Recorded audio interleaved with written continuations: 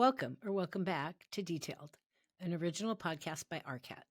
This is the show where we uncover lessons learned to help you navigate your next project. I'm Cherise Lakeside, Senior Spec Writer at RDH Building Science, and your host. My guest today is Georgina Wilson of Georgina Wilson Associates in, yep, you're hearing this right, Sydney, Australia. Georgina is the founder and principal of Georgina Wilson Associates and brings over 20 years of experience in designing award-winning homes and commercial spaces. As creative director and principal architect, her designs balance beauty with practicality, and each project is executed by her talented team under her guidance. Renowned for translating client conversations into unique spaces that reflect their lifestyles, Georgina has earned a strong reputation among both peers and clients. She has won numerous prestigious design awards and also serves as a judge for various architecture and design programs. The project we're talking about today is the incredibly interesting Lavender Bay Project in New South Wales, Australia. Nestled in the heart of Sydney's storied Lavender Bay, a once neglected Edwardian home has been beautifully transformed into an artist's haven. I would totally live in this house.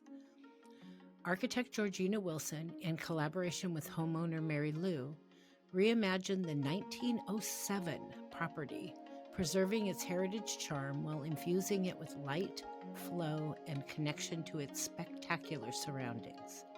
Now, let's get into the details.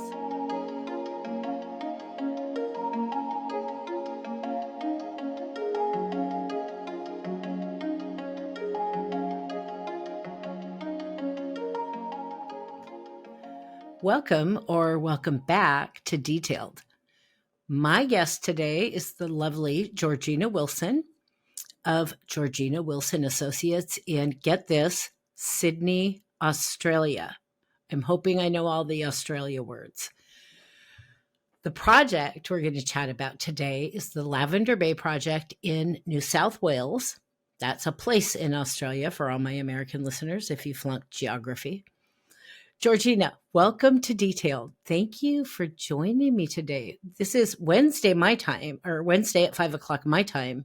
So it's like 11 a.m. your time on Thursday. So I'm actually interviewing an architect from the future. How are you today? I'm very well, thank you, Cherise. It's lovely to meet you. And yeah, it's Thursday morning here. So yeah, still blows my mind that we can talk from across the world. I understand the mechanics of it, but I have never been able to wrap my head around it. Being able to talk to somebody who's in tomorrow.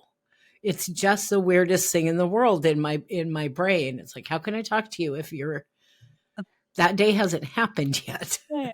I guess we get kind of used to it living in Australia. We're always facing the world first. And I guess we're so far away from the rest of the world that, I don't know, we get used to long trips when we go anywhere and that sort of date convention. Well, I will tell you that my entire life, Australia has been on my bucket list.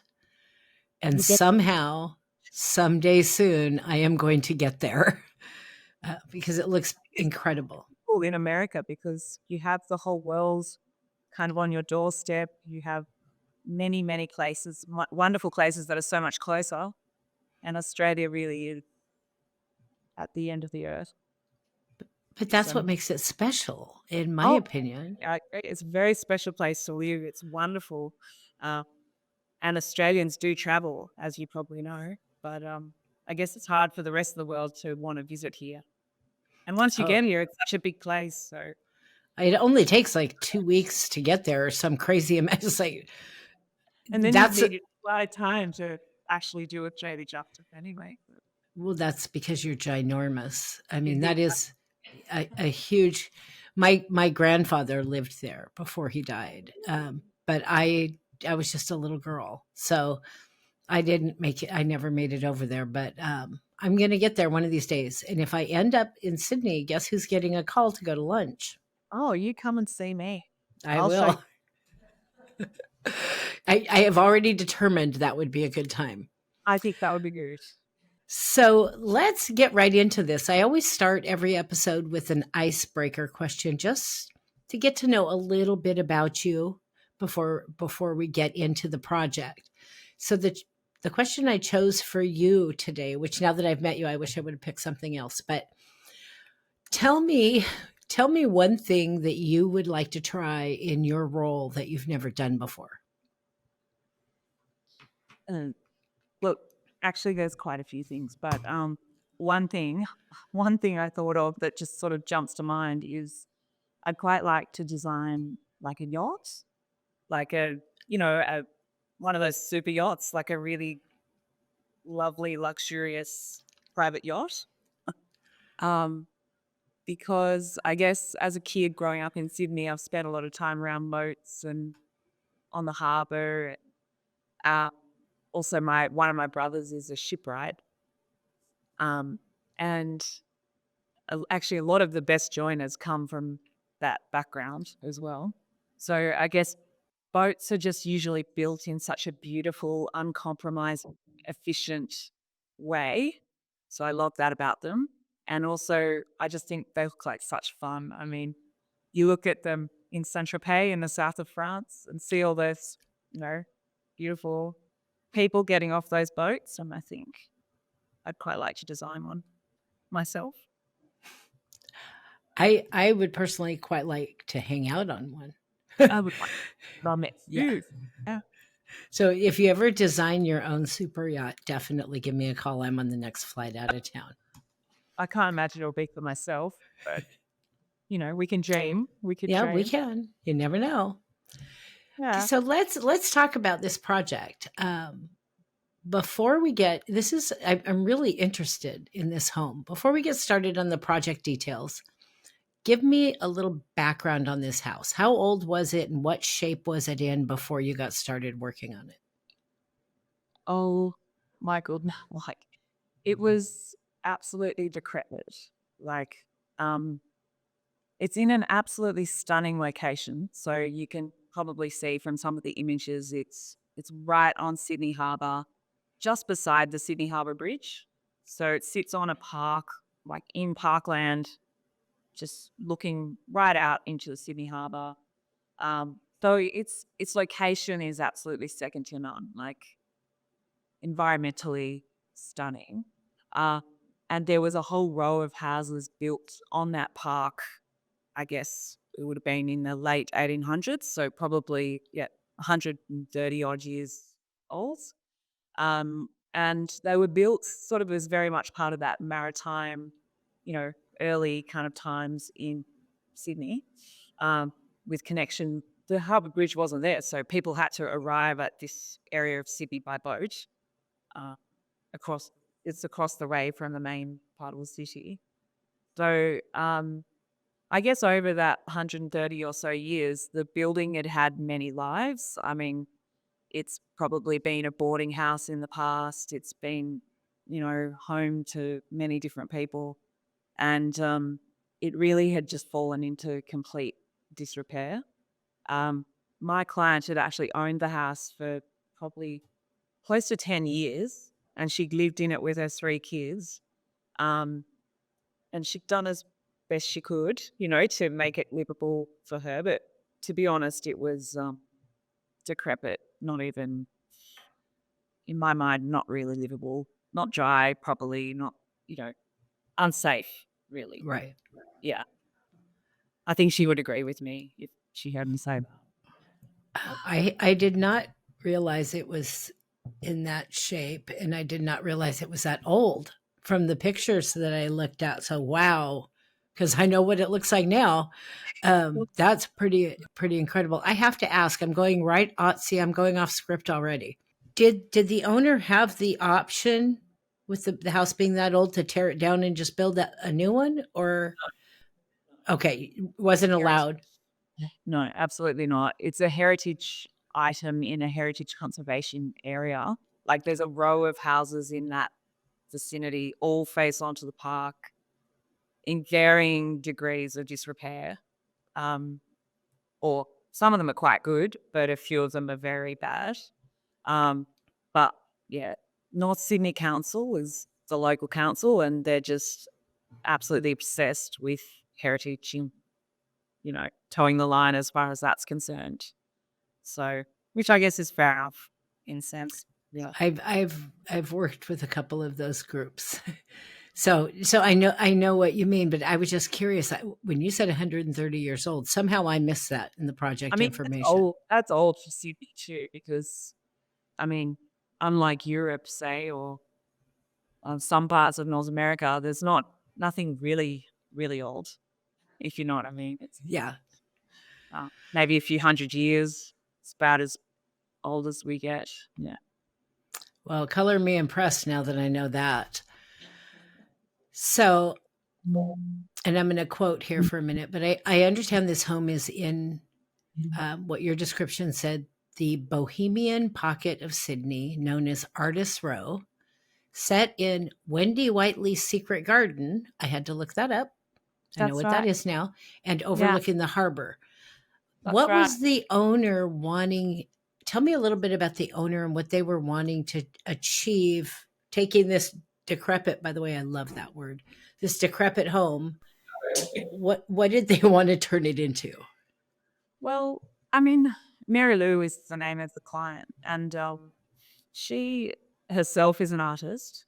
And I think originally she bought the home not only because of its, you know, unbelievable location in terms of the views and the proximity of the harbour, all that sort of thing, but also because I can get appeal to her sort of bohemian spirit. She's very much an artist at heart, and as it's turned out, she's also very much part of this community. Like, so this row of people includes Wendy Whiteley, who's Brett Whiteley's wife. I mean, Brett Whiteley passed away now, but so she's a very lively part of the local community, and she actually planted and con- like constructed this garden originally just in spare land right by the harbour. So yeah, she's very much a part of things. And also there was Peter Kingston. He's also quite a well-known Australian artist. He passed away, I think, last year. Uh, so he was living next door to Mary Lou as well. Anyway, but Mary Lou's a very generous, sort of committed part of the local community. And I think these sort of connections were very important, as was the connection with the landscape itself. So the beautiful gardens, the view, uh, having, she really wanted to bring more light into the place because as amazing as the views are, the building faces south, which in our part of the world is the dark side, on a south-facing slope, or you could say cliff, but like it's really the building's at the bottom of a cliff. Uh, so I guess she wanted her children were grown up and leaving home. So I guess she had a real opportunity here to create something for herself. Um, and that might sound sort of self-focused, but it actually is the opposite of that because she has people in her house entertaining them all the time. She has people just stay. It's a very much a part of the community, her home. So yeah, I guess she wanted a home that was going to be a little bit like being in an artist studio or a gallery. So I guess that was a real clear um, design motivation, I guess, right from the start. And also she likes to collect a lot of objects, Mary Lou. Like she's got some beautiful art herself, and some quirky kind of objects and found things that she comes across. And so that was all part of it, I guess. So yeah, I guess does that sort of give you some idea of what she was? Absolutely. Yeah. I can already almost I have no idea what she looks like, but I already have an image of in my head of this woman. It must have been a fascinating project to work on. Yeah, it really was. It was a real privilege to work with her. So let's start getting into some more specifics. First, Give me a broad description of the work that is included in this project. Uh, well, it was a complete gut of the house, and yeah, and the whole site really, because the site sort of terminates on one side on the park and terminates on the other side with a cliff that goes up to the road on the other side. So we really just had to redo the entire site, including the levels and access and, retaining walls and stairs. And so it was everything. It was from making, like in the beginning, I said to Mary Lou, let's focus on getting you like a warm, dry building, like something to actually give you security. It was even to that level because the house was so decrepit. Had holes everywhere with water coming in and air and like rodents. I don't know. Like it was terrible. So yeah, it was a complete gut and reconfiguration of the whole interior and the access, everything. I don't know how else to say. It was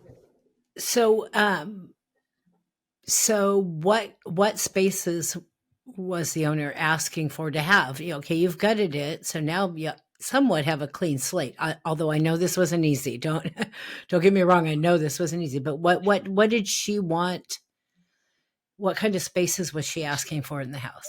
it was interesting actually because unlike a lot of our work, like a lot of the time, the houses that we work on are kind of under a lot of pressure. Like maybe the family has a lot of people in the family, or they have relatives coming to stay, or whatever. There are all sorts of different situations. But in one way or another, often the scenario is that the house is going to be like under a lot of pressure for use, for functionality and fitting the things in and doing that really well. But actually, with this home, it was really just for Mary Lou. I mean, she has 3 children, so any of whom could come and stay or live for a period at any time. So we were allowing for that. Um, but primarily it was for Mary Lou and for her to be able to enjoy all areas of the home as much as possible.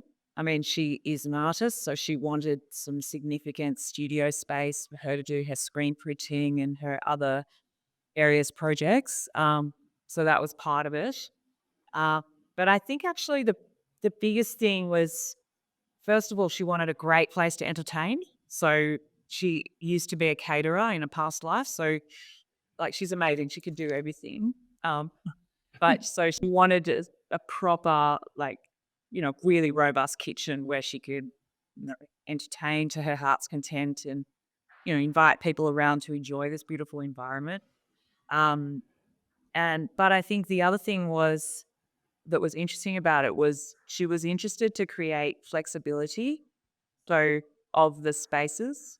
So she wasn't sure if she was going to be in a situation where she wanted to rent out a whole apartment, for example, in the future.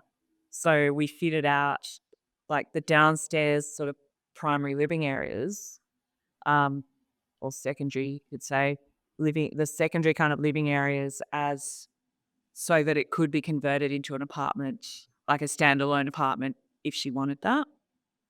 Um, and or extra bedrooms, or so there's the plan is quite simple, and it's been designed for efficiency in a sense, like getting the circulation really efficient and things like that.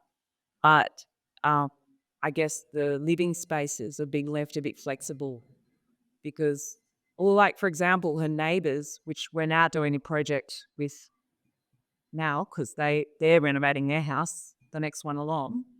Um, she stayed with them when she did her house, and they're staying with her now that they're renovating their house. So one of the living spaces has been made into their bedroom. So this was sort of something that she had quite a lot of foresight about in the beginning. And so we've allowed for that possibility, I suppose, which I think is really cool. I love that because it's not Most of the work that I work on is commercial, but I know a lot of residential architects, and that's not something that's typically a huge focus. People are more, like you said, they're more concerned about fitting in all those spaces that Yeah, they need right now and not really looking at like what happens when the kids fly the coop. absolutely. Yeah. I do like to talk about that a lot with my clients. Like we talk a lot about sort of flexibility of purpose. Not I do think that every room really does need to have a primary purpose when you're thinking about designing it, but you can build in certain flexibility, I suppose. Um, so even though the plan in a way is very simple, I still stand by it as being very efficient and, hardworking in a way, just over time.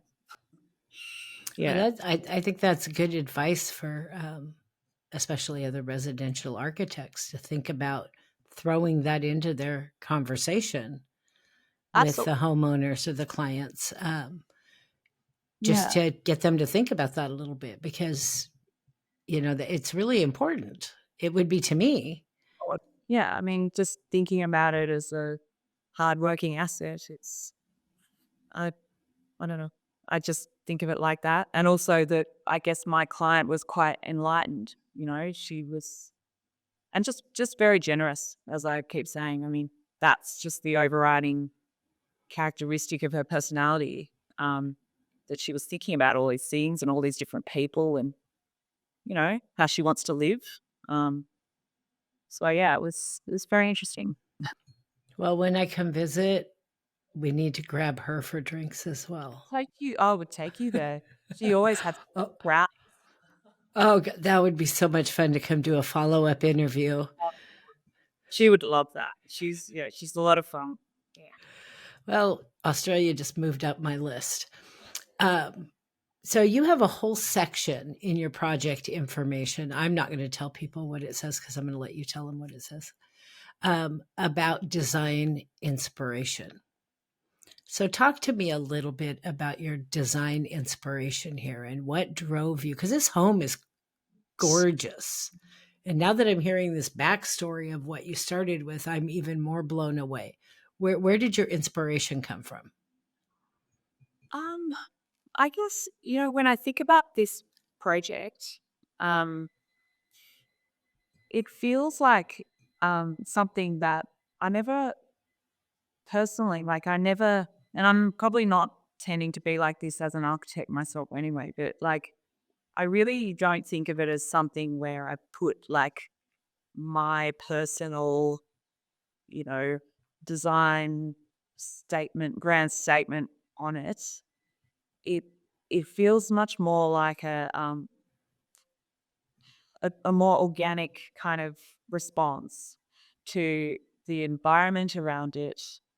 The client that was Mary Lou, the whole team that sort of came together to collaborate to produce this wonderful project. I guess, yeah, like for me, it was about really highlighting, I guess, the magnificence of the location because it really is. I mean, you walk in and you kind of, you know, your Yeah. breath is blown away by the proximity to the harbour and the bridge, and just the gardens outside. It's unbelievable living this close to the city.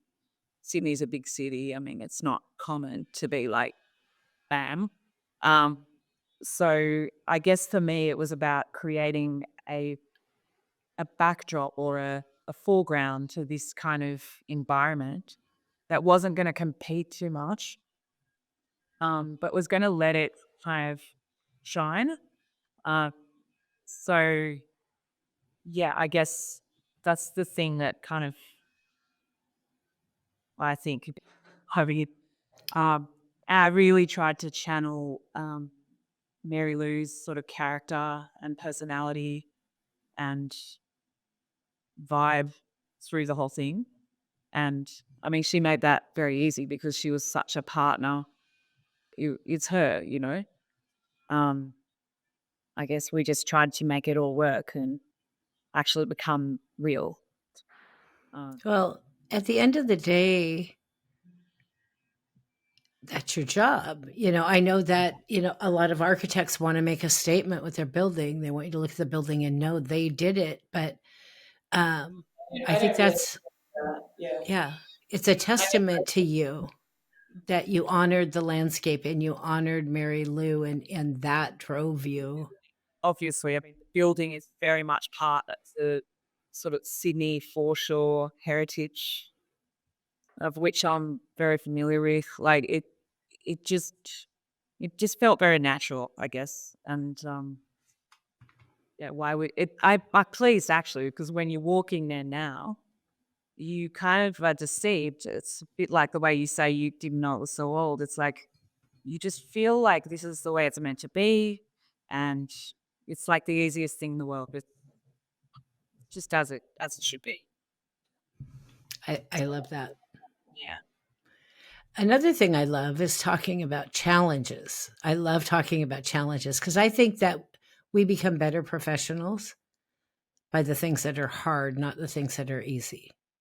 Because those challenges require us to step up, and then solve them, and then you learn from that, and you're a better architect on the next project. And so I read that this home is located at the base of a cliff, and there is no street access. I'm sitting No, there going, okay, what well, what were the engineering challenges you had to deal with that, and how did you make it? I'm like, no street access. Like, how do yeah. you carry in your groceries? How did you make that work? So, I mean, this job really had it all in terms of challenges. So, yeah, a lot of challenges.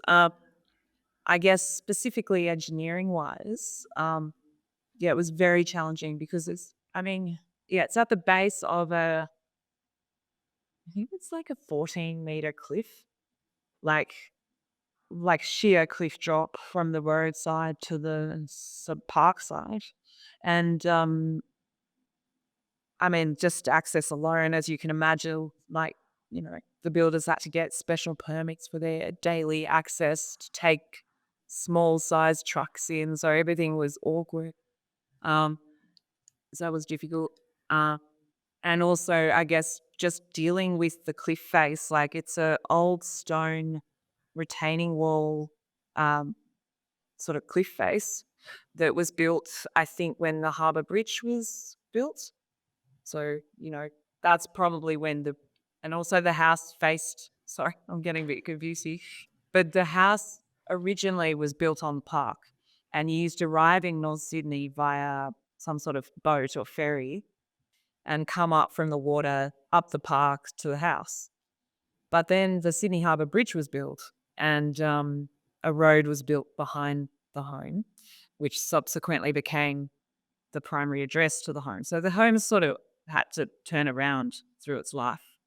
Um, and then there was this huge cliff built at the rear of the property, that's also very old, like since the Harbour Bridge was built. So it was probably built in the 20s or 30s, something like that. So that was a heritage item as well. And so any kind of works that came within a foot of that, of any distance of that cliff, had to be very carefully engineered and insured, and you can imagine. So anyway, so that was one of the big challenges, I'd say, like just So dealing. how does she, if there's no street access, like, is Well, there street access now? no, so there's no street access from a car now. I mean, if she really, really wants to, she can drive it. She's got a special car access, key to the bollards that can allow her to drive through the park and do something. But no, not really. And even if you were to get into the park, that's it's at low level, so that it's a very vertical home.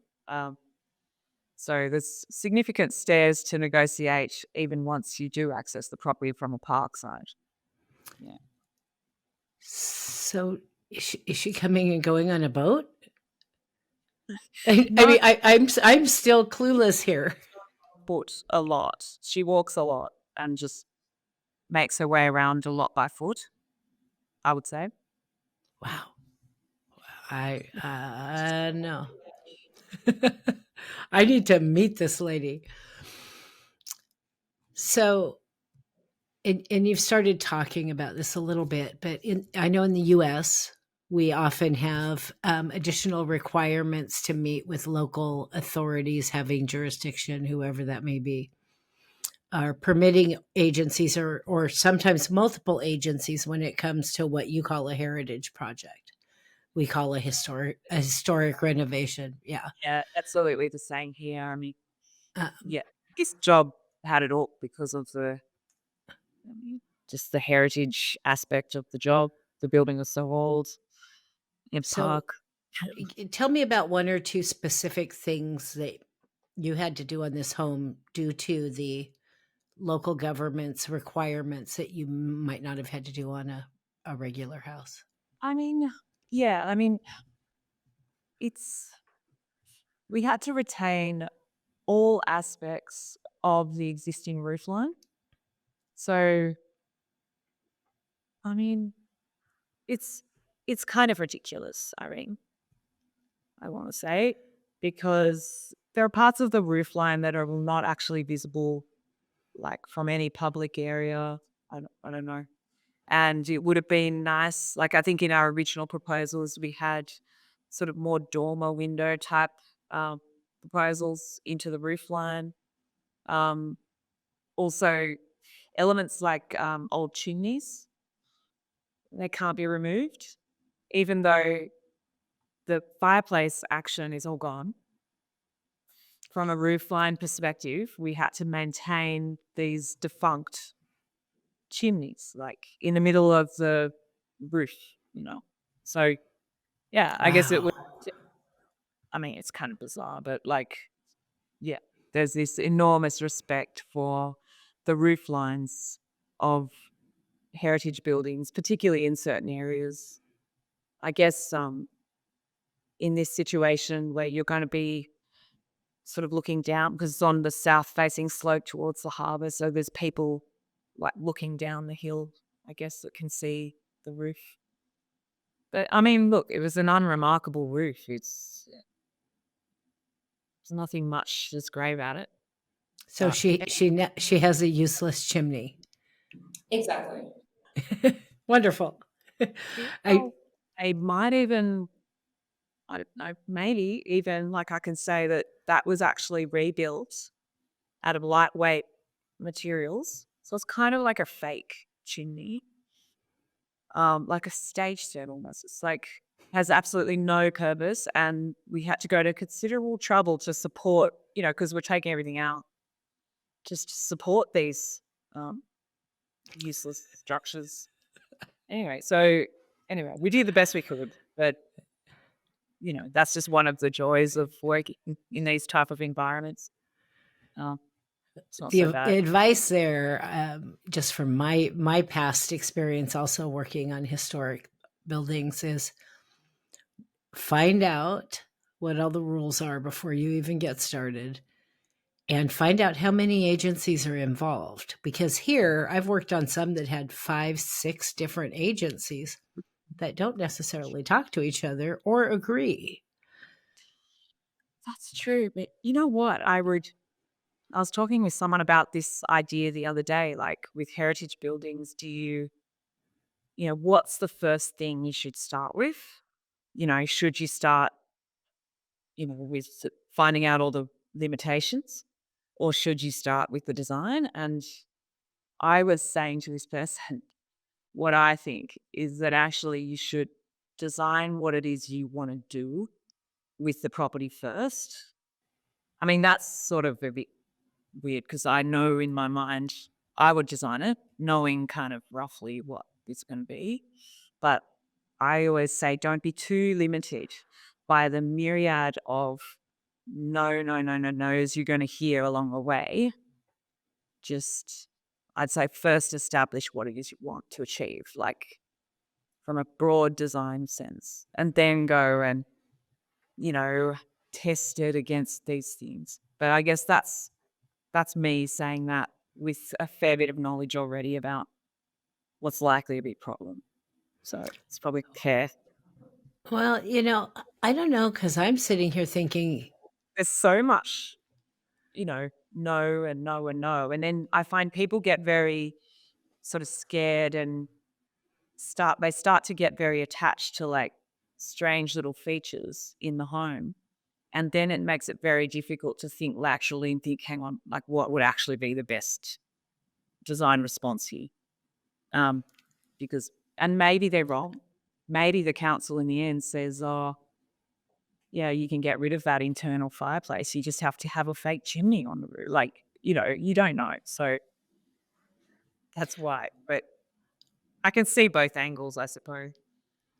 what I like about your approach is design what you want, then take it in and let them tell you what they're not going to let you have, but you might end up getting some things You probably that you will. wouldn't have put in if you would have looked at the rules first. Probably will. Like in my experience, like we kind of call it architectural miracles.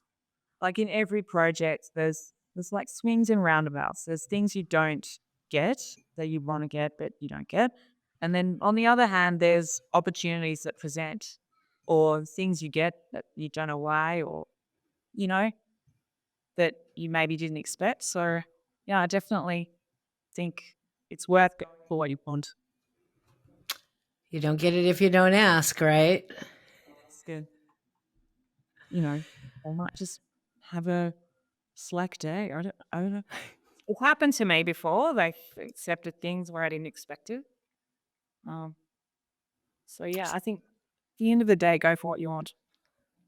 And set the meetings for 4 o'clock in the afternoon because everybody wants to go home. So, yeah, And take a really good planner with you.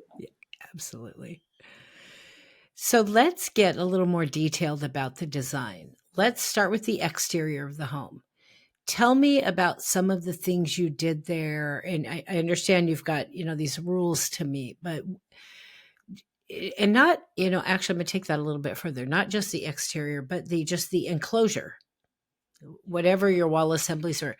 Obviously you said there were holes, there was water getting in, there was probably not I don't know if you guys ever have cold in Sydney, Australia, but Yeah, it, it was it, crazy. oh, okay. So you might need insulation or It was crazy. Like, there was wind coming in, blowing. Yeah.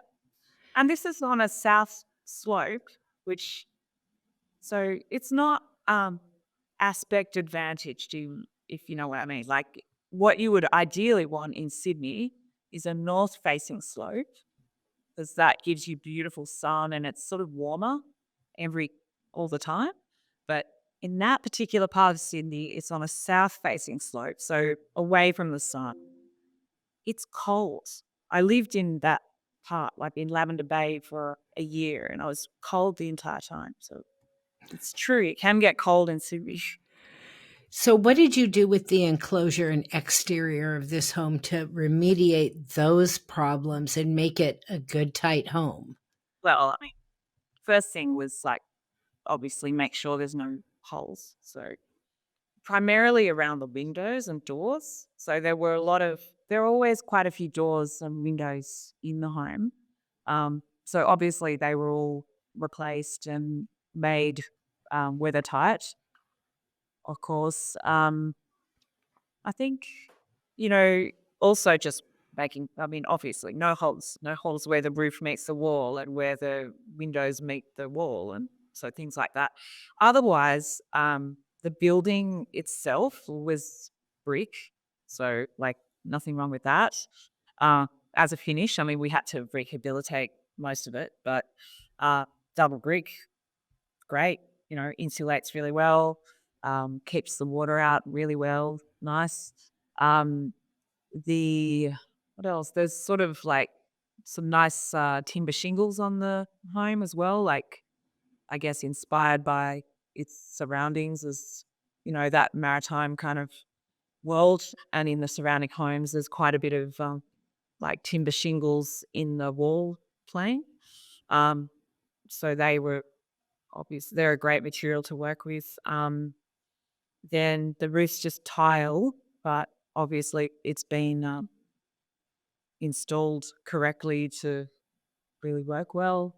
Um, Sandstone, like all the sandstone's been redone. So like leading up to the home and outside the home, and the levels are correct so that the water now can run away from the outside of the building, not just sort of rise and get inside and make mold everywhere. Because it's also, as I said, at the bottom of a cliff and south facing slope, it's not getting a lot of direct sunlight to sort of dry it all out. We get a lot of rain in Sydney.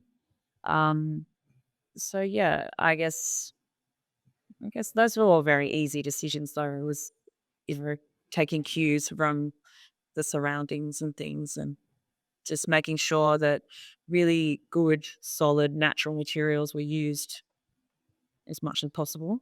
Um, Did I? I'm hoping I'm not confusing this with another project. Do I remember reading that you did some things to bring in more light? oh yeah, oh yeah. Because I guess one of the challenges, like you were mentioning before, was this orientation of the building, and it's sort of dark, damp location, in spite of the incredible view and aspect and all that. So what we did, because traditionally the home was really, really dark, like, yeah, had no light in it at all. So what we did was we brought the staircase into the center of the home, which is usually a good strategy planning wise. It's very efficient, like, bringing people up through the house from the center. And that gave us a really great opportunity to put a large skylight at the top of the stairwell and bring that light right into the center of the plan where, like, there traditionally wasn't any light at all. Um, so, and I guess just the configuration of the plan has really enabled the light from any available direction to really flood the home. Um, Also opening up the north face. So on the northern side where Mary Lou used to have her kitchen, of all things, um, we we've changed that so that the northern light is sort of captured through that facade, and there's big doors there, and it invites the light in. So now you'd walk in and you think, what a light, bright, beautiful home, and it's just, I guess the interesting thing about this project is it's a good example of the level of intervention that can be required to achieve that, you know, in a heritage home especially, which Well, generally they're not designed for light, no. infiltration, not at all. So yeah, Well, but when I yeah, looked at the photos of the finished project, there was nothing that said dark to me in dark. anything that I saw. It's like, well, I guess that was an inspiration, wasn't it? It was like make it the opposite of that, the opposite of dark and dank, like light filled and generous feeling, and just a lovely place to be. Yeah. You also mentioned in your project, in the project information, that you reworked the entrance. So, what did you start with and what did you change it to become? Well, like it was absolutely frightening, actually, the entry to the house. So from the road, the roadside is now the primary entry, I suppose. And as I said, that came after in terms of the house's history. Um, There'd been like a small like walkway bridge, like, I don't know, made in the past. It was almost like one of those ones you get when you're hiking, like a wonky moving bridge. Um, and yeah, it was actually frightening. Like it could have collapsed at any time. Anyway, so that was bridging the gap between the road across the cliff, and then it would deposit you in the kitchen, like this sort of strange dark kitchen in a sort of lean-to add-on on the now front of the house, facing north, by the way. which is the great orientation. So, but totally blocked any north light. So, yeah, you arrived in the kitchen. And that was the home's entry. And then you had to work your way through a rabbit warren to get to the different rooms or whatever. So it was so different. I mean, you should see the before shots. It's funny. After this interview, you may need to send me a few of those. Yeah, I think I So, should send you. because You would not believe it. It's funny. You'd get a kick out of it, I think. this is just so drastic that Not even exaggerate. Yeah, it was. I was frightened. In fact, when I would go past that house, if I had my young kids with me at the time, the fence and things was so unstable and gappy with holes in it. I'd be frightened that they'd like fall over to their death because it was like a 14-meter drop. And anyway, it was terrible. So there's nothing to save about that. But then what we tried to do, it was tricky when we tried to create what we created because the levels, the road is like a bit up here, the main floor level's a bit down there. So we ended up configuring a kind of concrete. It's still a bridge, but we moved it to where the bridge could be much shorter and where we could actually create a north-facing terrace to the rooms that face north. So I guess we kind of made the entry more efficient in that northern facade and then just liberated the rest of the northern facade to use to have a lovely terrace and also bring that northern good sunlight in to the house. So the new entry is much more efficient. It's concrete. It's obviously stable. And you enter into a sort of entry vestibule, with a dump zone and a nice place to arrive. And then you straight away, you look forward, you can see the view and you're drawn towards that, which is the main sort of living zones and kitchen and all of that. So it's a much more, you go past the stair with all the light. So it's a much more logical, pleasant arrival into a home.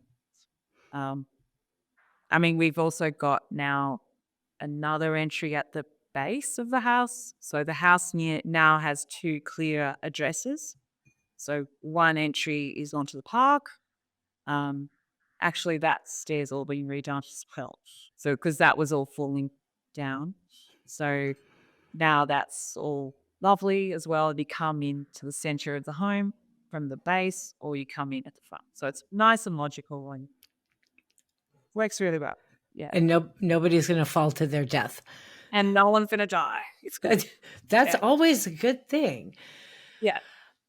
So you already said there was a massive renovation on the inside, which is still an understatement. You gutted this house.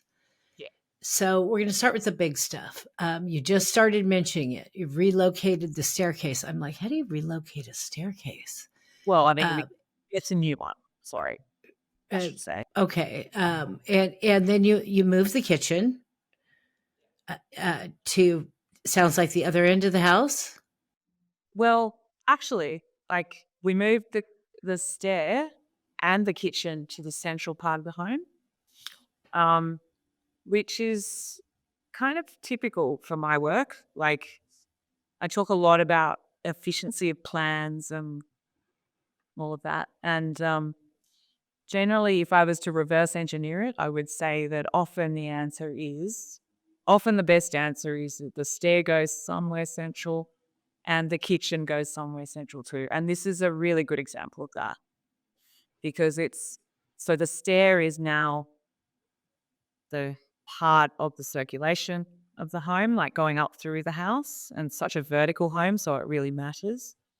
And the kitchen is also very much part of the heart of the home. It's I always think it's very much like the guts of the circulation, the kitchen, because it needs to serve many rooms probably. It's where guests will come and arrive. It's where they probably have some expectation of hanging out. it's where the owner usually wants to hang out a fair bit of the time. So um, sort of makes sense in this case. I think it makes sense in every case. I've done a fair amount of entertaining for very large groups of people through raising my kids and big family, 35 people over for Christmas kind of things. And you need your kitchen to reach everywhere efficiently. Yeah, absolutely. I couldn't agree more. So, I mean, in all the work I do, and I do a lot of designs for people all over the world. Yeah, I think it's probably the most important, or the stair and the kitchen are the most important organizational principles in a home. Um, so yeah, it's critical that they're placed well. Yeah. Well, the kitchen's the heart. I mean, all the Yeah, times we had a living room, we had a dining room, we had a family room. Our kitchen was right in the middle of all of that. And 100%. people would be in all those rooms, but invariably I'm like, get out of my way. Get out of the kitchen. Everybody gravitates. Yeah, it's absolutely true. And you find if that dining room is far from a kitchen, or if that other room is far from the kitchen, second living room or whatever, you just tend to find it doesn't really get used, Like it's like the good dining room, when it's Yeah. placed far away, it doesn't get used. So anyway, and Mary Lou's house was very much that. And also I think that the other thing that this home represents really well, or is an example of very much, is that by placing that kitchen in the center where I believe it belongs, uh, it also liberates the other rooms, like the north facing living room and the living room to the view and all of that, to be kind of enjoyed in an unobstructed way. So I guess that's how we achieved that flexibility that I spoke about before. Like, you know, it just means that then they can use those extra rooms at more the outer points of the plan for whatever function really. With that view, I would think you wanted to capitalize on that as much Oh, as you possibly could. yeah. But it's kind of funny, isn't it? Because like here in this home, you have this sort of dilemma where you have the view, but it's facing south, so you don't get any light much from that direction.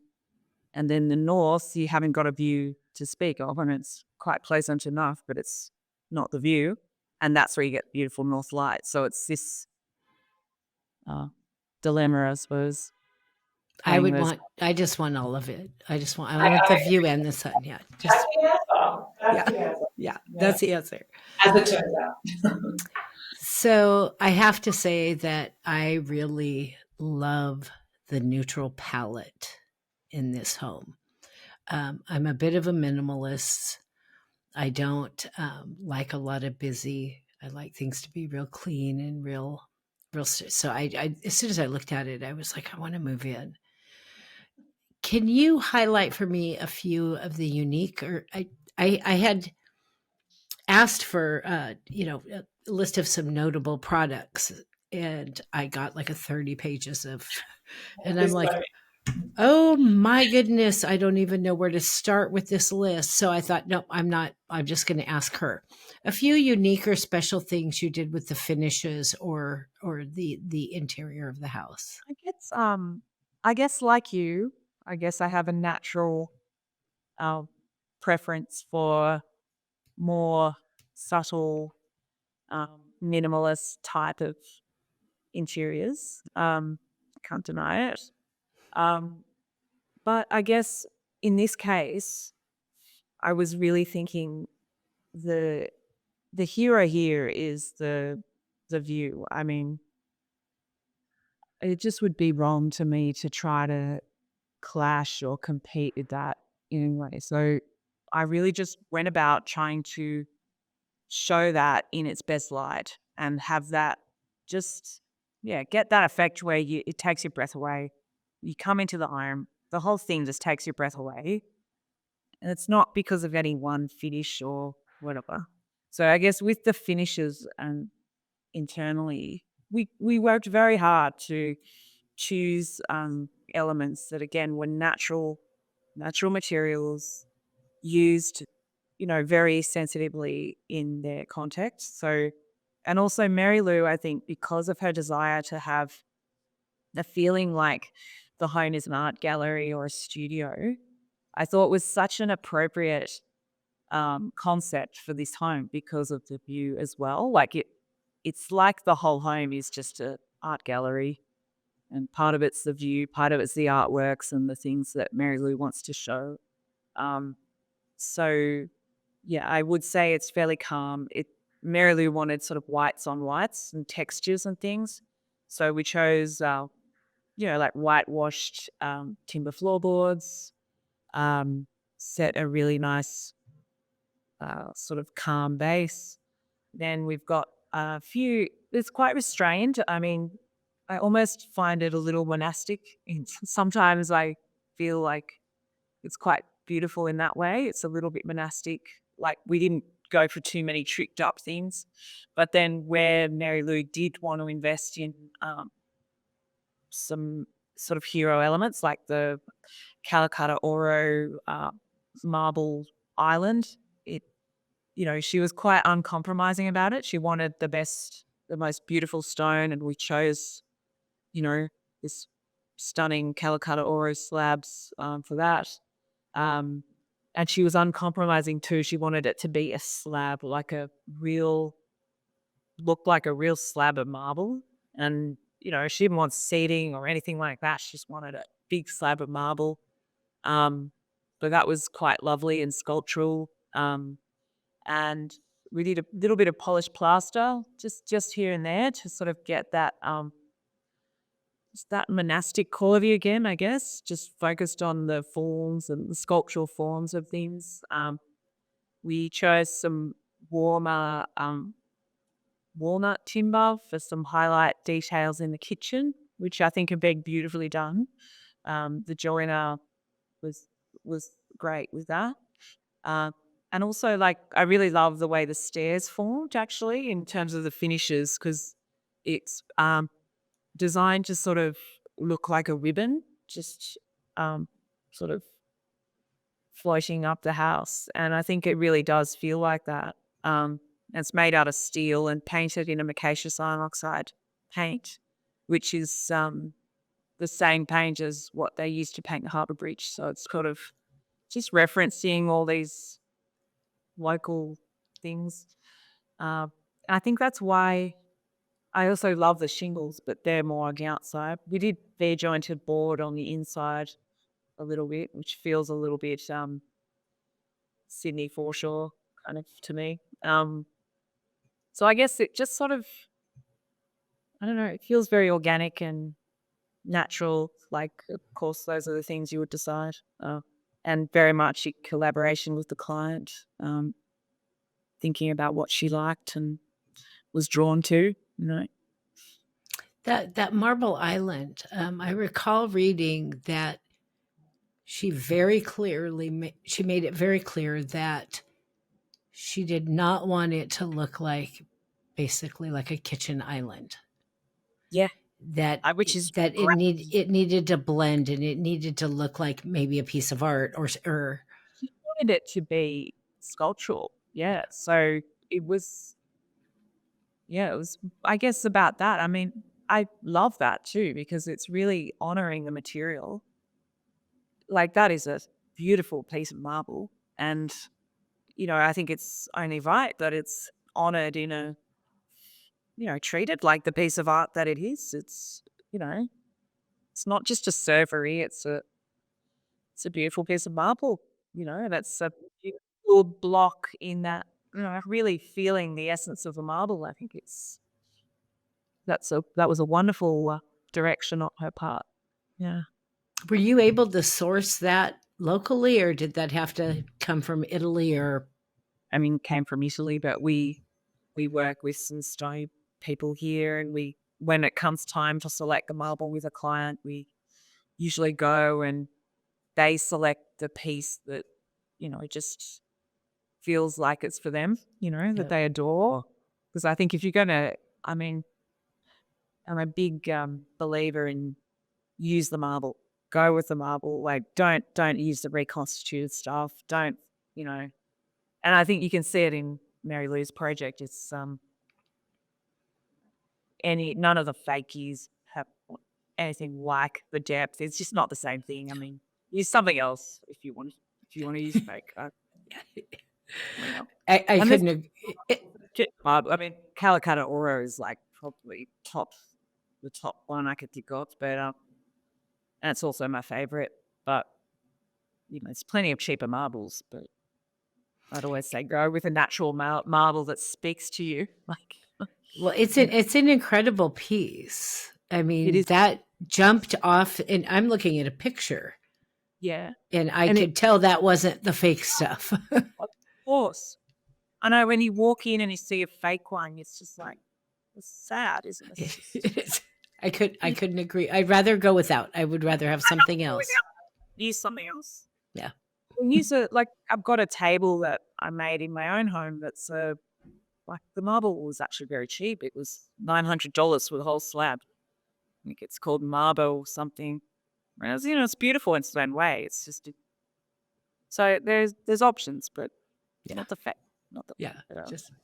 And what I love that going and picking the piece that speaks to you, of course, regardless of whether it's perfectly shaped. Yeah.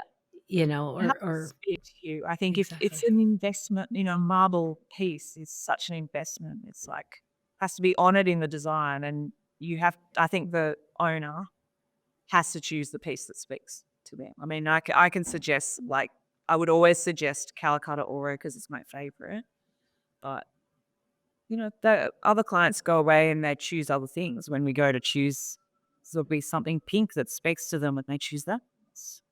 That's great. I'd be up there laying on it like, okay, are you the one for me? Yes. Nobody would be surprised that I did that. So you were also involved with the furnishings in this home. Yeah. If I understand correctly. Thankfully, Mary Lou blew almost everything out when she renovated. Yeah, thankfully, from the sounds of the past house. Thankfully, yeah. She knew that was the plan, except the art, obviously. The art was lovely, but most of she was like, oh, I would, nothing would, if that was me doing that with that house, it would, I mean, not obviously the art, but the rest of it would, you got to start over. If and the furniture has to fit, right? Exactly. Yeah. So let's talk about the furniture. It looks like you had a mission. I'm not sure what that mission is, but I got a feeling, just had a feeling looking at the pictures. There was a mission here. There was a plan for this furniture. Tell me a little bit about the furnishings and what's special about them and what was your drivers? I guess, again, like with Mary Lou, a bit like with the island bench, like she just had a kind of expectation that everything is going to be like be sculptural and worthy, I guess. She would rather not have it than have something that's wrong. So, you know, I think she still lives with not as much furniture as she will eventually have. But, you know, she's just very patient and she'll just take her time. And I think that, you know, I think that's great. I mean, and also, like we said earlier, I mean, the house is not under huge pressure functionality wise at the moment. Like she doesn't need to fill it with stuff, you know? So I guess everything that was chosen had to be kind of have a sculptural quality, I would say, you know, and then also in terms of tones and colors, Mary Lou's actually really good with that stuff. So I guess earthy tones, again, not trying to do anything that's going to take away from the view, but rather support it and let that really shine.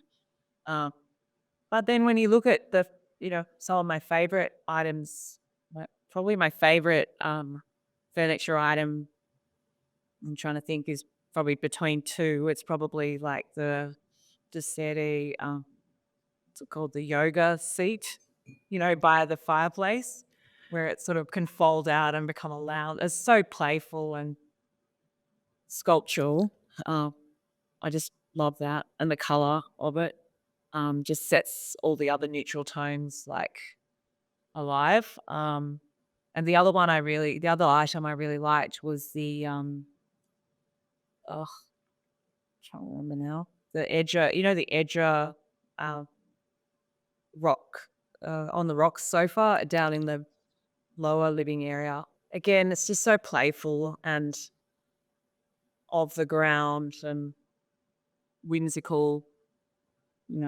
I guess we don't often have the opportunity to go for those sort of choices for a client either, because they'll need a sofa that's going to seat 15 people or a lot of people in space, or watch TV, or like these sort of more pragmatic things. And this time it was a little more leeway, I suppose. So yeah. And being more understated with the furnishings in the palette, you actually achieved this takes my breath away, not just from the view. I mean, I've only seen pictures, but just looking at a picture, I'm just like, wow. Like, no, seriously, this house is badass. And it makes a statement by being quieter. And yeah, I think, and that I guess what I always try to do. And I think in this project, it's really, I don't know if other people can sort of tell it or appreciate it, but it's like, because it's meant to look so effortless, I guess. So maybe don't notice, I noticed it right away. Anything busier than that or louder than that or would not have worked in that space. So I guess I think through the restraint that's the beauty of it, I guess. I mean, it's very detailed, and the craftsmanship and the choices are very deliberate, but it should be quiet, I think. But it's funny when you walk in there, you do get that, like, it kind of really hits you like some sort of experience, which I think is what architecture is actually all about. And I don't know, in the past, I've found it very hard to represent that feeling that you get when you walk into a really good home or place. I've found it really hard to have that communicated through a two-dimensional image. So, yeah, I mean, this time we worked with, wonderful photographers and stylists to help us achieve that, and I think actually this time we had managed to communicate it, because, it's hard to create the three-dimensional effect in a photo. Yeah. Well, I have a really hard time. Like, I think I don't have a design bone in my body. So like I have a really hard time visualizing. I'll kind of have an idea of what I want, but visualizing taking all these different pieces and putting them I can't tell you how many things I've purchased over the years that end up getting donated somewhere because I thought this would really work great. And then I get it home and it's like, no, not even close. It's funny. Yeah, it's really funny because I often say to people, like, because I can't help but think in three dimensions. Like, I'm always thinking in 3 dimensions. I find it hard to think in 2 dimensions. But I also think it's weird how often the best design solutions are not an intuitive thing. Like, even for me, like, I have to go and work it out and show myself the answer kind of reveals itself to me. But it's almost like, it feels like math, where you find the best solution. And sometimes when I'm challenged, it's interesting because it forces me to think, okay, what's something I wouldn't be my first instinct? And I always try that. And it's surprising how often that may end up being the best solution. Really intuitive. And I think I say this to my clients all the time, like, I am not at all surprised that a normal person can't visualize what the answer is, because quite honestly, most architects or designers can't either. And yeah, it's surprising how often the best response is not the most intuitive, or even for me, like it's fascinating. I would screw it up no matter what I did, but I did look at those pictures and go, I just want to gut my house and copy that. I mean, I think that isn't that the best flattery to have people want a copy. It's just like, I'll just gut my house and do that. I don't have to think about it. I'll just do that. Best thing I ever hear is when, like, I think we're like Mary Lou said something like, she just loves living in the house every day. Um, you know, it's just easy, effortless, and she just absolutely loves it. And that's amazing. That's talking about the experience of living or being in the place, like not just about what's nice or yeah, really cool. It's nice, but it's like I like hearing that. That's really interesting. Well, that just tells me, you met her. My kids are grown now too. And I no longer live in the house that I raised them in. I'm in a 3-story townhome with a forest for a backyard. And it's mine. And I can do anything I want here. And I am grinning ear to ear every time I walk in my front door. I haven't done everything I want to do here yet, but there is something to be said, especially when you get a little bit older, of earning the right to have that it's safe and it's right and it's yours. Yeah. I totally agree. I kind of I remember living by myself once, and it was probably one of the favorite times in my life.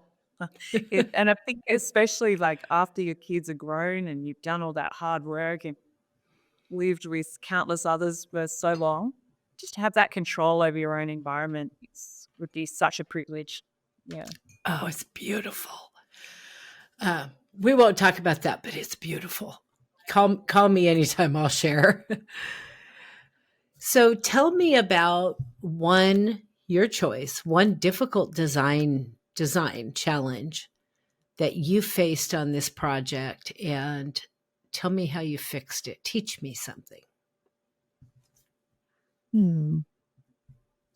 I guess I think the biggest thing, the most difficult thing, and I think the thing that possibly most people would have got wrong was the connections between, like, it was very, very complex to create sense out of all the different connections, right? So the level down at the park, which is 4 levels down, and then entry through the side and up through the house, and then entry from the front. And I guess that was really challenging. I mean, I think I'd like to think that layouts are my specialty and absolutely something we demand are done correctly.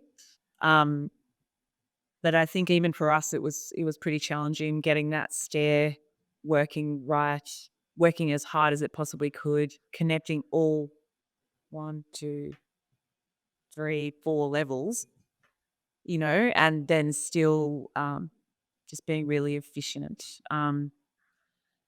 I mean, how would I teach someone something about that?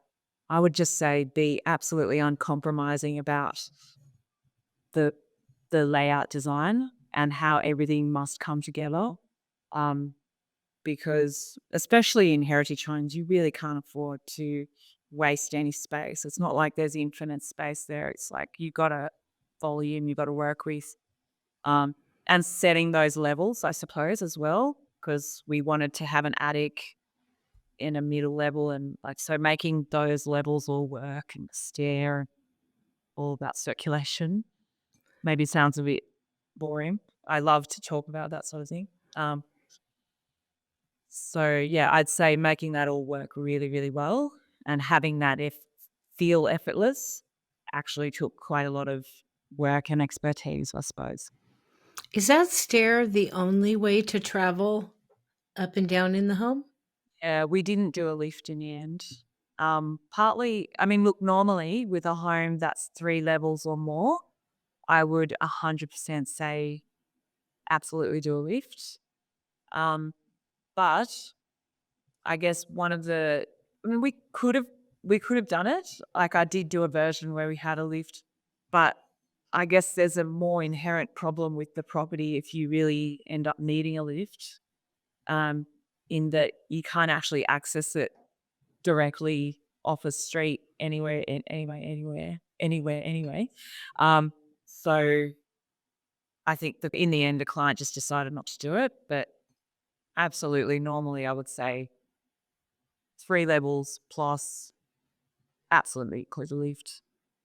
Not You know, even that's even if you're young, it's not necessarily for old people. It's for right. all just for life. Laundry, suitcases, dog, Gro- groceries, yeah. groceries. Like, you know, that's always my recommendation. But yeah, not this I time. I hadn't because I hadn't noticed an elevator anywhere, but I hadn't thought about the fact that if you need an elevator to get up and down in your home, It's probably then not the you best thing. probably couldn't live in that home if you have no access. I hadn't thought about the access from the I mean, road. no, like even originally, I did a scheme where you, we could have pursued a small car park at the very bottom on the park, so that Mary Lou could have brought her car around, had it there, and then it would have made sense to have a lift going all the way out through the building.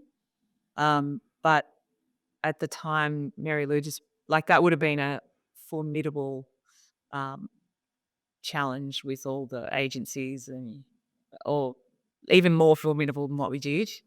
I think she just didn't have the appetite for that much of a fight, even though it would have been cool. And also, it would have been a lot more expensive, like excavating down to get, in there.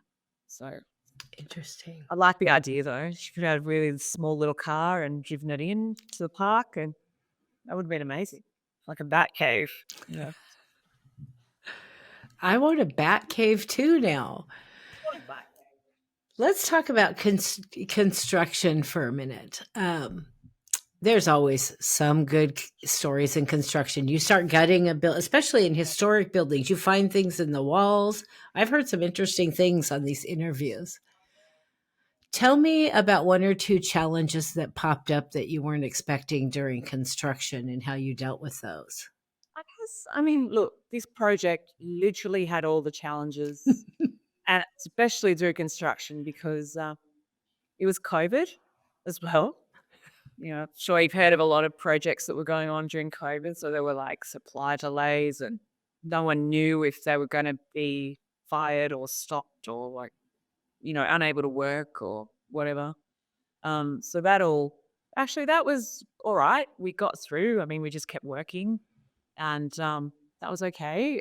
I guess then it just took a really long time because of all that, like the COVID and I guess the sort of more organic way that Mary Lou wanted to work as well. It wasn't speedy by any means. Um, and I think just in construction in this case, I mean, one of the weird things that happened was we had a lot of rain at one point. I think went through the year or two where the job was being done. And in particular, like absolutely crazy wild weather at one point. And I think during that period, some of the materials got water damage, like some of the materials got some water damage in them, but we didn't know that this had happened, like probably when they'd been being transferred from the truck to the house and all of that. So there'd been a lot of rain, like crazy rain. And then the V-jointed boards were put up in the as on the walls and things, and they literally started sprouting mold. No. Like as they're being all put up, like, and we figured out it was because of previously existing water damage in the material before it had been installed. Anyway, so all of that had to come off and, everything redone. So it's just sort of strange things. I don't know. I mean, there are other issues as well, like we were trying to remove the stair from the ancient cliff wall that was sort of built into the stair from some old, I don't know what it was sitting there for.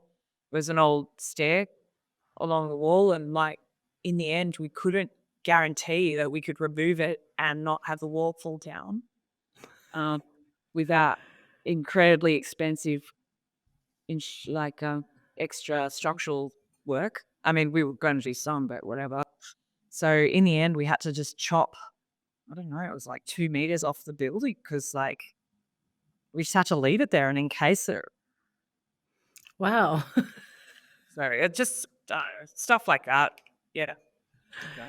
You find lots of things like in different projects. I've found like ancient wells and, water pipes from reservoirs, like this big coming through the base. But like, yeah, just a few things. But yeah, there's always things happening on that job. Yeah. Well, you don't get bored, do you? No, No. I never know what's going to happen one day to the next. It's fascinating. Sounds fascinating to me. Yeah. What is your favorite feature or room in this house? I would say the stair. Is it any surprise? Or the view, but I probably can't say that. So, what would you say is your biggest lesson learned from this project that will make you an even better architect on the next project? Well, What did this house think teach you?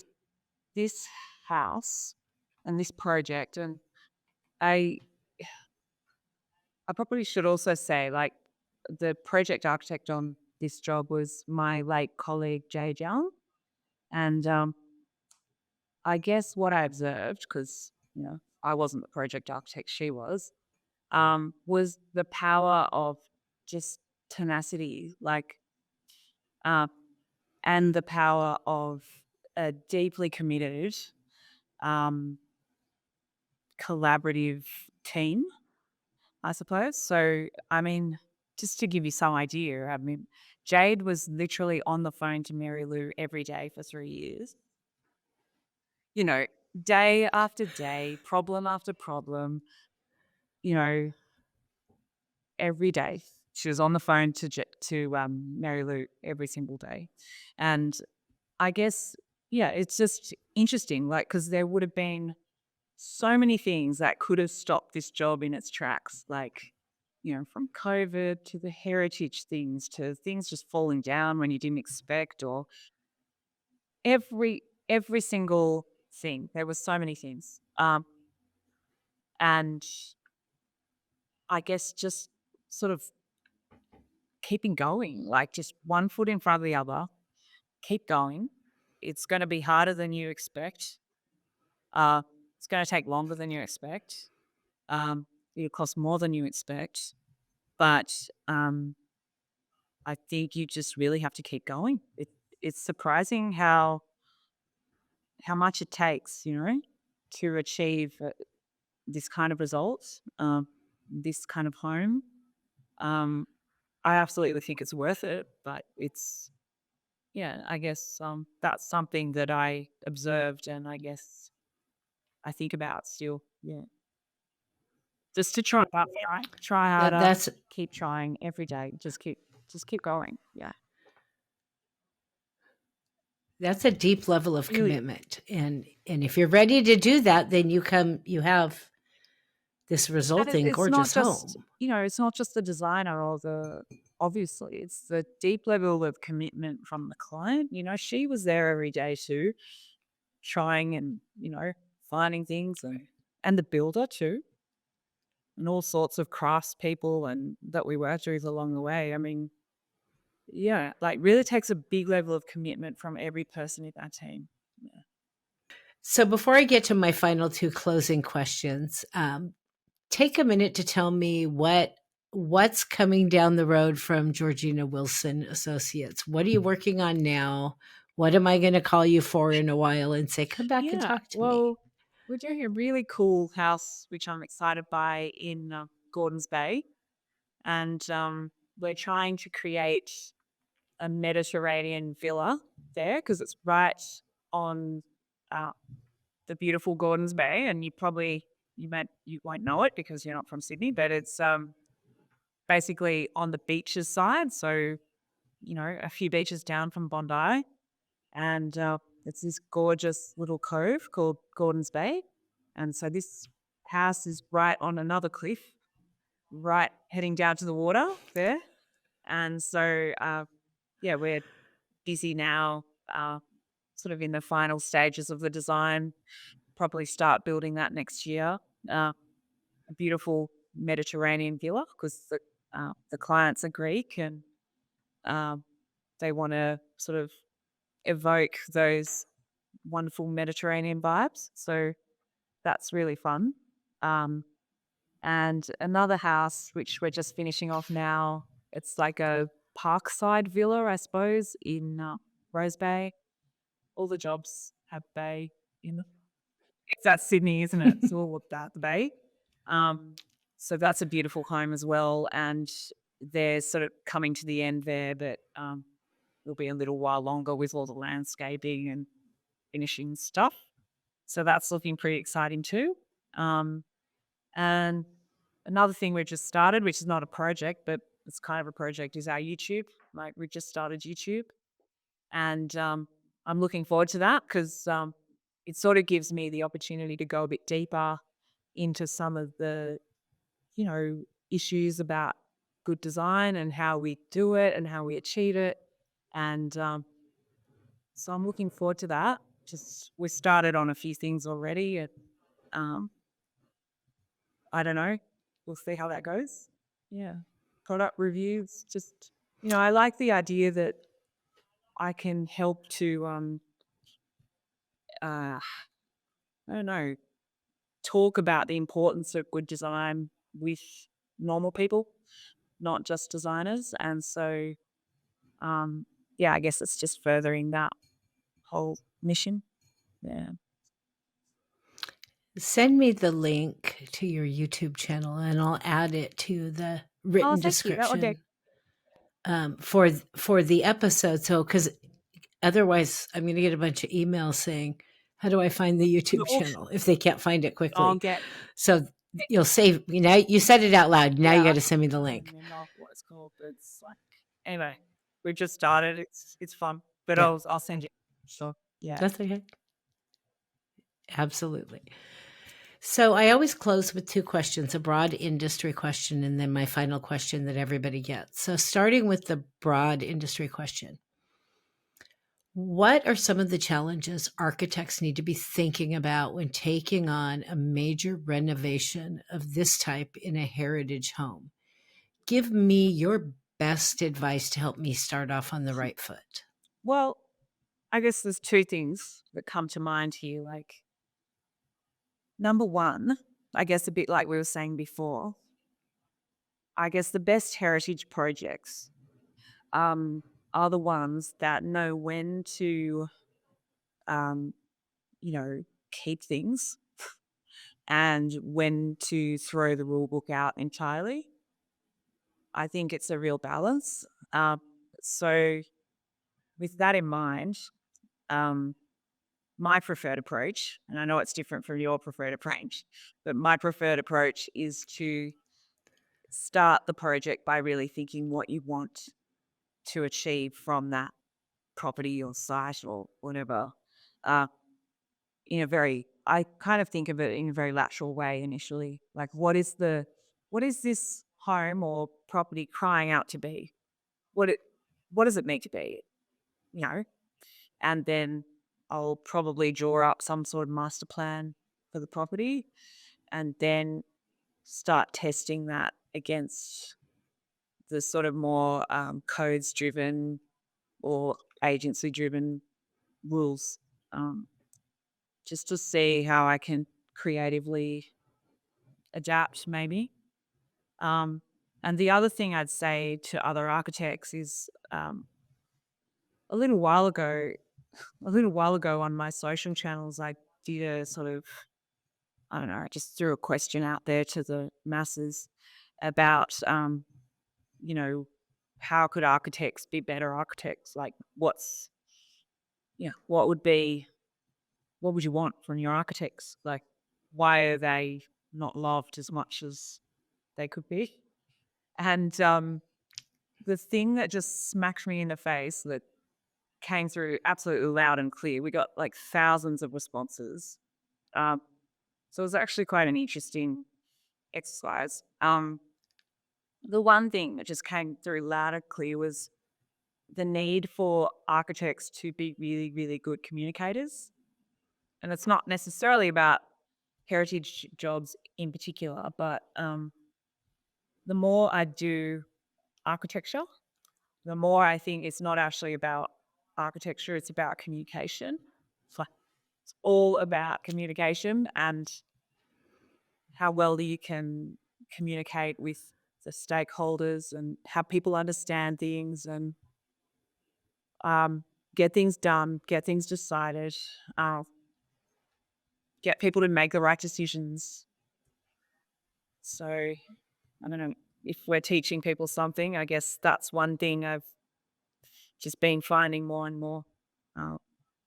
And in fact, a lot of people have told me as well that, they wish architects could communicate better because perhaps it's not something we're naturally very good at.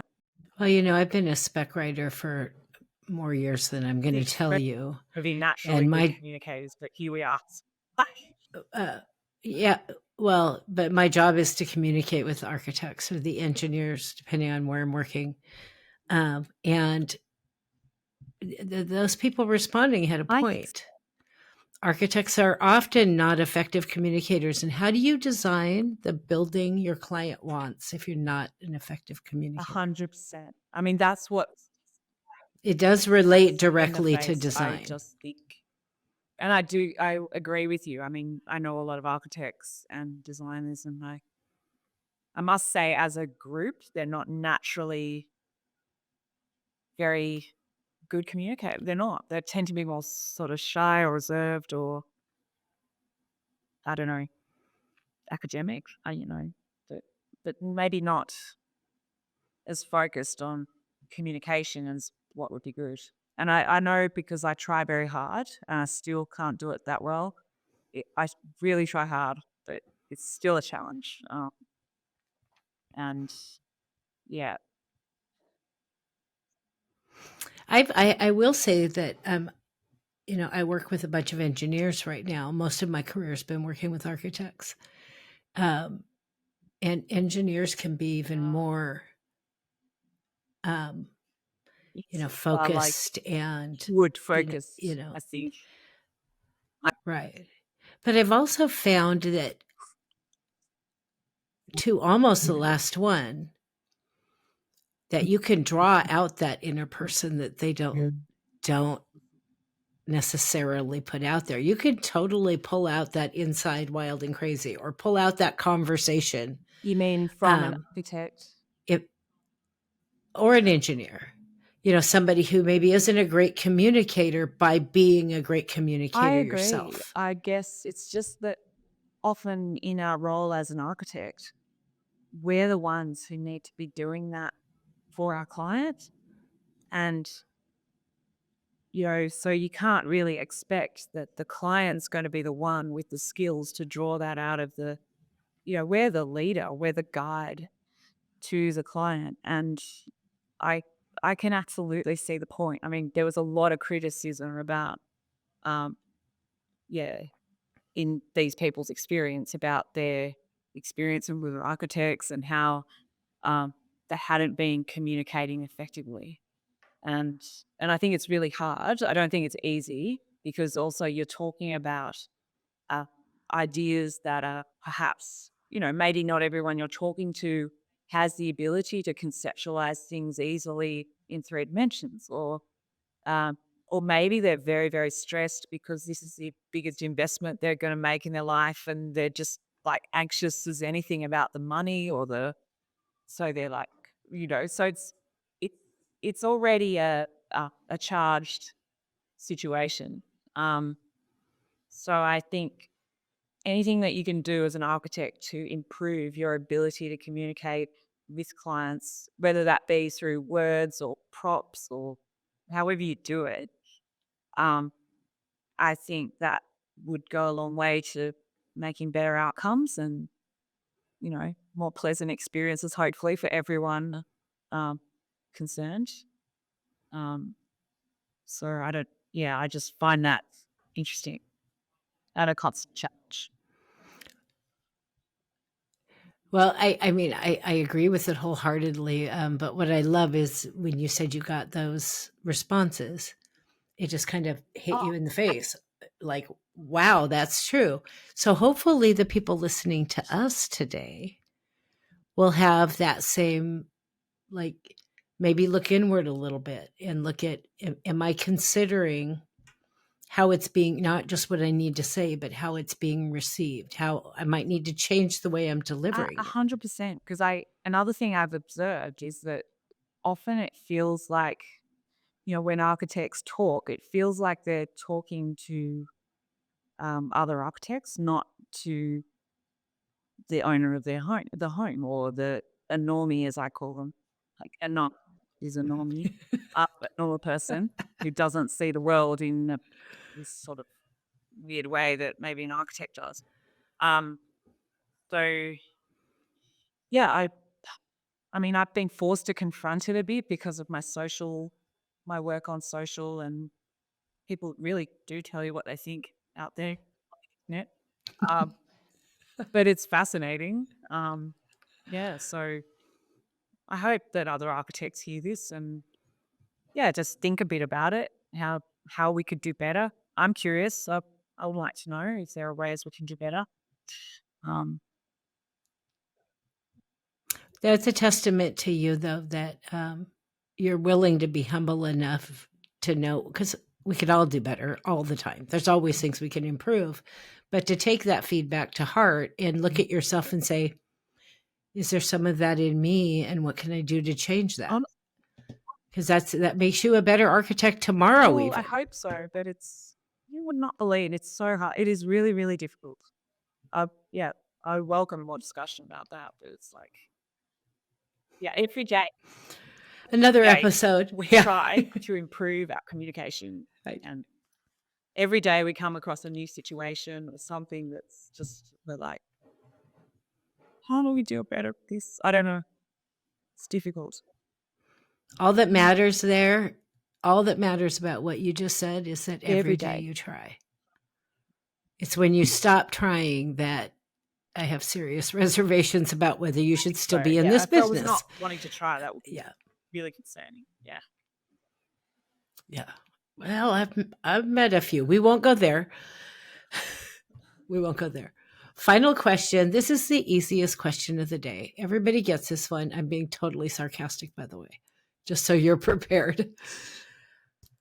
We all, as human beings, I hope we all hope to live a life that leaves some kind of contribution to make the world a better place, or our world a better place. Personal or professional, either one. What do you hope your impact will be? I really like this question. It's nice to think about this every now and then. I guess. Okay, so I want to have, I guess, I walk around, every day I will walk around the neighborhood or whatever, and I see homes in beautiful locations, or maybe not so beautiful locations. They can be No, it's a pretty beautiful location wherever I walk around.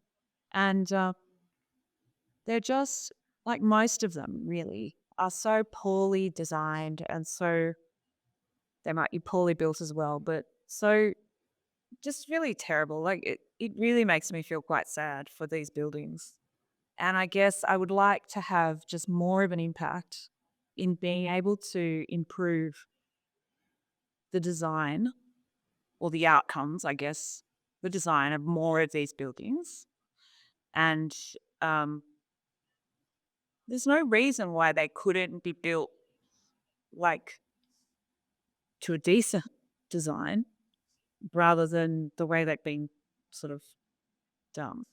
Uh, so I guess what am I doing about that?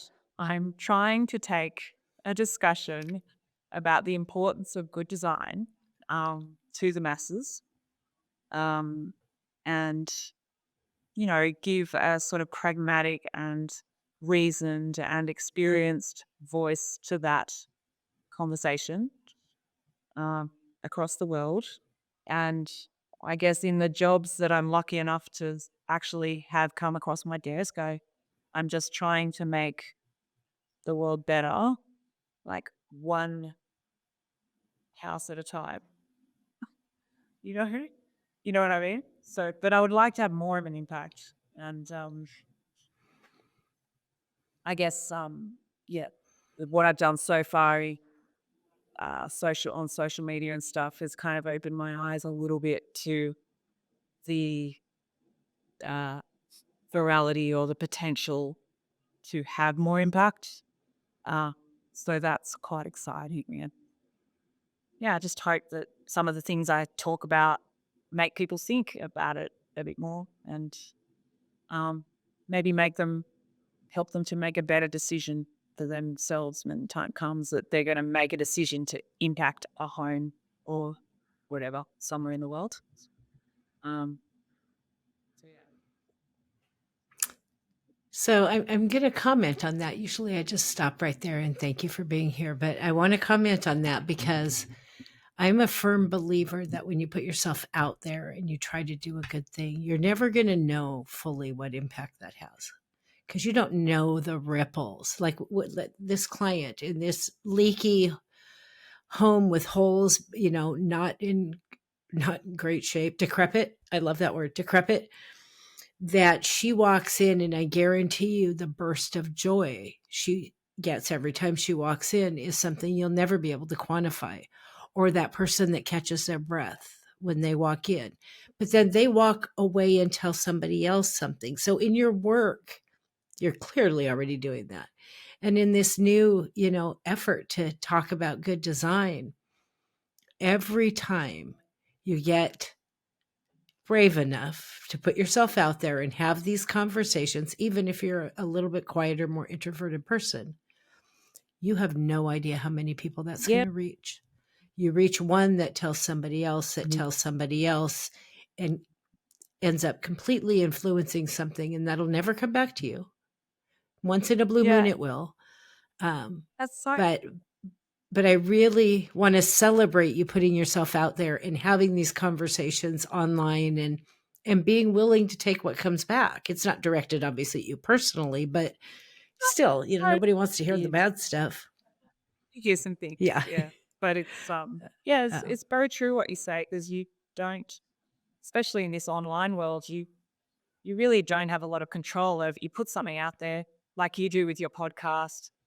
You don't know who's going to be amongst the thousands, millions of people that may see that thing. You don't know what they're going to do with it. But I like you. I believe that if you put things out there in the world that you genuinely think are decent, obviously, I don't know. You don't know what's going to happen. But that's cool. Well, But again, cool. I don't know. It's all you can do, isn't it? Like, but you do it for the same reason I do it. It means something to you. I don't do this. I'm not going to get famous doing an architecture podcast, nor do I want to be famous. I'm not going to make $1 million and build a super yacht. I do this because it's really important to me to share knowledge and to connect people with each other and give them new ideas, just Yeah. like you're sharing that, hey, you can design this same home for this same amount of money, but you could do it so it's a place I walk in and go, oh, I'm so happy I'm home. And when you do it with those intentions, with no expectation of something in return, just to do what you can do to make a difference for somebody, it ends up being a lot I bigger hope so. difference. That's a real love. Yeah, because your heart's That is there. a really lovely thing. Yeah. So that's nice to hear that. Definitely resonates It is. for me. Yeah. Well, you already have a fan here, and I haven't even listened to it yet, but I will tell you I'm going to go check it out. I totally, and I would be happy to share the link. Just send it to me and I'll put it in the show notes so that everybody else can check it out. Georgina, I cannot tell you what a pleasure this interview has been. I love everybody I talk to, but some people are just, I could sit and talk to all night. Thank you so much for taking time out of because it's nighttime for me, your busy day to join me and talk about this great project and share your heart and your efforts. I hope you will come back and share another one with me. Can't wait. Love You are what? Yeah, quick email, Cherise, I'm coming, and I'll clear the decks. Thank you again so much. Lovely to meet you, Cherise.